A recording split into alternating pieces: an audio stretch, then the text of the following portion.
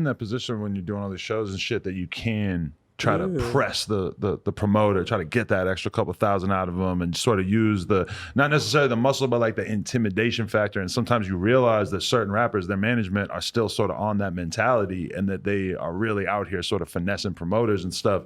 And I think sometimes people see you being super aggressive on Instagram. They wonder what your business sense is if you do, handle shit in a real professional way. Well, Blueface is not my I've been managing, actually in the paint managing for 12 years now. Yeah, because people like that sort of flame out real quick. Sexy Cat Eye, that's my hit.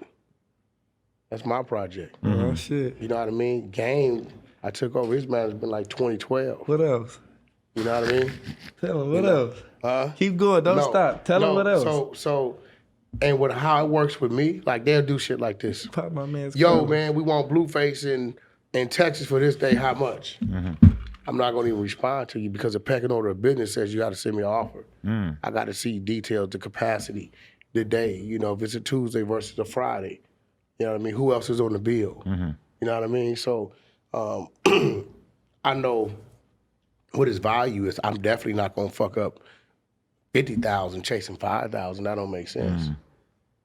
You know what I'm saying? That doesn't make sense. So that's not what I do. Because if I'm going somewhere to do a one-off in the market, I'm simply gonna call the other promoters that's close to the market and do something to get me there. So I don't do that. And then a lot of the festivals, especially with him, I had to kind of accept their offers over the first 9 months to a year, just to build a relationship to show them what he can do. Right. Like he's going to Europe right now. Right. I could have probably went in and demanded double the amount, but because I'm introducing him to Europe, that's why we're going to so many places. This run is really just to set him up for the festivals. I'll make up for with the festivals. Right. Because the rate's like times 3 or 4 anyway. And then I'll double back after the fact. He even dropped another 2 projects and go out, and then we'll get our real numbers. Yeah, because you see what rappers are able to sort of be able to do the festival thing and get Rolling Loud or whoever used to the idea that, no, this is a good guy to have on the festival. He's consistent. He brings energy. People like him. He brings people out. And it's like, I've seen other rappers where they fucking did some stupid shit to Rolling Loud or whoever, and they are not invited anymore. And that's a big old check that they miss out on a bunch of times a year. And he's a performer, and me as a manager, I'm gonna make sure he's there on time. You never hear nobody saying Blueface missed the show. He was late. He was intoxicated. I'm gonna make sure he's there on time, and that doesn't start at the venue.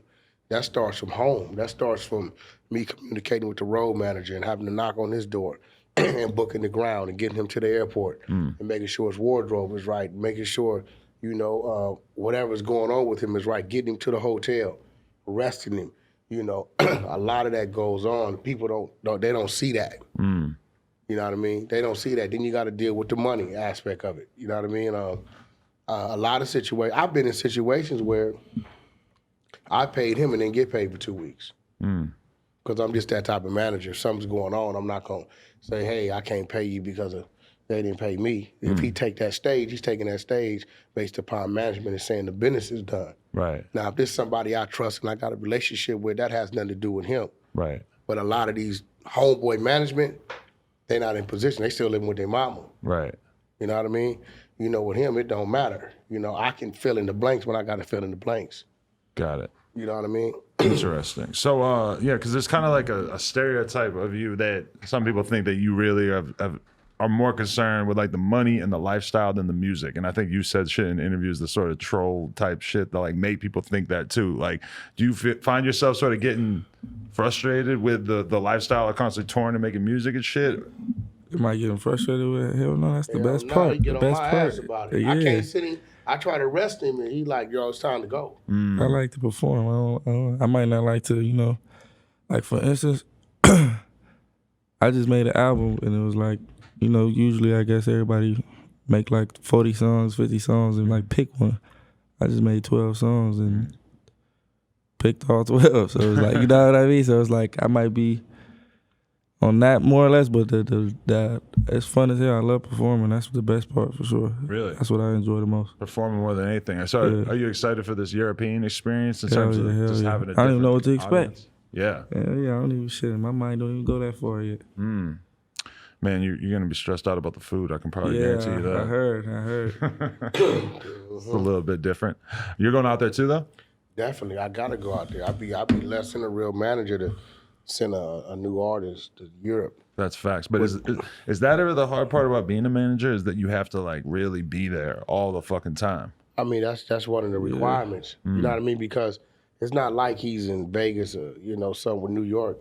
You know what I mean? 5-6 hours away. You know, he's closest is 12 hours. Right. You know what I mean? So it's like, I've been overseas maybe 5-6 times.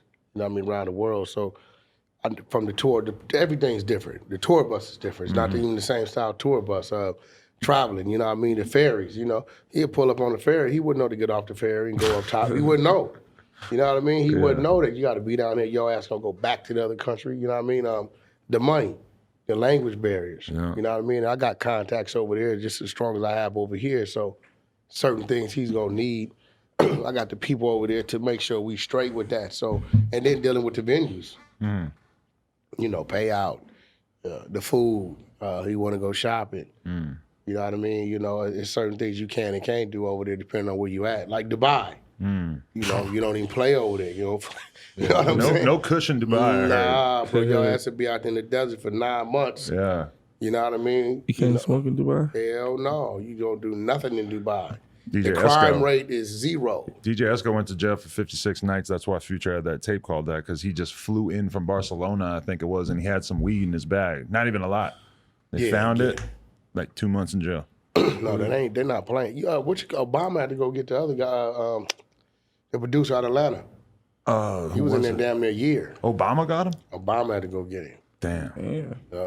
That's big. Dallas Austin, was that He in here Dallas? talking his shit. I forget. If Obama rescued Obama had Blueface, to that would do be really big. Yeah, That'd be a big that'd be moment. good promo right there. I mean, no, that shit that just went on with the guy in Sweden, that was kind of different. Because we had a situation in Sweden ourselves. Really? Yeah, The Rocky situation? You guys had a similar one? We had a situation that I thought it was a little worse than that because we was coming from Scandinavia somewhere. And we had maybe like fucking about 2-3 ounces of hash. It was in the backpack there, I forgot.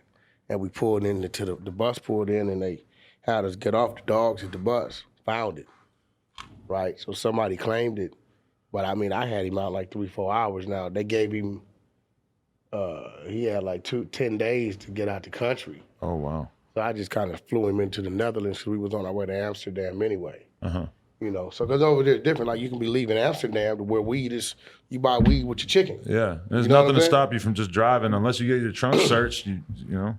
If you're not thinking of where you just came from, you cross into the next country and there it is. I've had a situation where in Germany they pulled us over, had us on the side of the freeway with all our luggage open up, going through everything. And I need to be there to control them. Yeah. They're young, you know what I mean? You can't start fucking with these guards because it's not our rules anymore. It could get bad fast. Yeah, you don't know what the hell they writing in that report. They can give you the report they wrote, you don't know what it says. Yeah. So it's best just to be quiet, let them win. That's facts. Can I ask you guys, are either of you considering participating in No Nut November? And what? No Nut November. What the hell is that? Shit, I know the last name. No, nothing, no. Man, I'm married, man. What are you talking about? I know, but No Nut November is a vow that a lot of guys are taking on the internet to not have sex or masturbate for the entire month of November. Yeah, that's a dumbass. That's some crazy ass shit. Your wife would be pissed. Yeah, so if they doing that, they depriving their wife, they allowing their wife to go handle their business. No, I think you're just supposed to not nut at all. I don't even know what happens if you have a wet dream. You might get in trouble. Yeah, so what's that, some religious shit going on or what? I think it's more just like an internet fun thing that people just keep talking about. I don't really know exactly what. Like, I the mean, meaning just of for it is. men to be on the internet talking about they didn't nut is like kind of like some gay shit to me. I ain't got nothing against the gay people, but it's like for men to be like, yo, it's my 7 days straight, I didn't nut. Like, I feel like the gay people are definitely nutting. I feel like the gays are they're not doing No Nut November. Hey, we're the minorities now. The straight people are the minorities. That's how it feels these days? Go to a show or Tyler Perry show or some shit. You know what I mean? A play. Right. Yeah, it's more gay couples and straight couples. Right. You go to a Blueface show, though, I'm saying mostly heterosexual. But yeah, then go to a Brandy show. I'm not doing that. I'm gonna be honest. You're like it's, you know what I'm saying? Yeah. That's what it is. That's real. I remember when we did that Blueface show, that like it was crazy because the audience, like there was a mosh pit starting, but then there's also like grown ass like black women in the audience who are not feeling the mosh pit at all. His crowd is crazy. We can be going to court and it could be a 60-year-old grandmother. Right. Can I get a picture? Because my grandson, you know, I think that comes from the TVs being on YouTube, the smart TVs being on YouTube or whatever. And they kind of like it all day. Their kids watch it. Yeah, their kids watch it. Is that crazy for you to just have like young ass kids come up to you and they're just the biggest fans in the whole world? Yeah, it's probably the best one. Really? Yo, let me ask you a question. I'm just curious. So how did you infiltrate the culture of hip hop? Infiltrate's a good word. Listen, I'm gonna say that because most people in your position are welcome in radio, welcome in the building. You know what I mean? So, like if he was Big Boy sitting there, brother, we were like, or Flex or K Slay, we were like, okay, that's just what it is. So, how did you, like, where did you come from? You know, what's your background, your history, to where you had the balls and the mental savvy to say, yo, this is what I'm gonna do, and this is how I'm gonna start doing it. Well, I was already doing BMX interviews because I started like the first BMX bike website. Now, see what I'm saying? That's some real Caucasian white boy shit. But what do you do when you're riding BMX all day? You're driving around in the van, you get your headphones in, you're listening to rap music. I just like took it to a further extent where I was like more into the rap music that we were listening to than everybody else, to the point where people were like, what the fuck you listen to? I remember I was on Thug so early and all my friends were just like, this is the worst music ever. I'm like, nah, this is it. This is it. You're gonna see. And then I just like happened to be in the right place at the right time to start doing a lot of interviews with SoundCloud rappers early on, like Pump and X and shit. And then I just sort of managed to take that and like transfer that over to be able to really fuck with like the streets and like a lot of the older rappers that I love from back in the day, and just sort of exploit my SoundCloud rapper clout to be able to go do something with Wack100. So you kind of tapped into like the underground, up and coming. To start. Got you.